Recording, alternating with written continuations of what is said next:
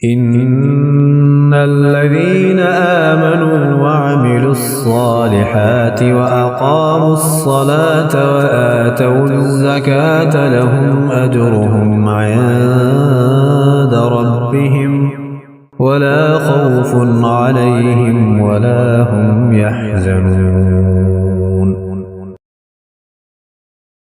ہاں وہ لوگ جو ایمان لائیں، نیک عمل کریں، نماز قائم کریں اور زکوٰۃ ادا کریں، وہ اپنے رب کے پاس اپنے اجر کے مستحق ہوں گے، نہ انہیں کوئی خوف لاحق ہوگا، نہ کوئی غم پہنچے گا۔ إن الذين آمنوا وعملوا الصالحات وأقاموا الصلاة وآتوا الزكاة لهم أجرهم عند ربهم ولا خوف عليهم ولا هم يحزنون۔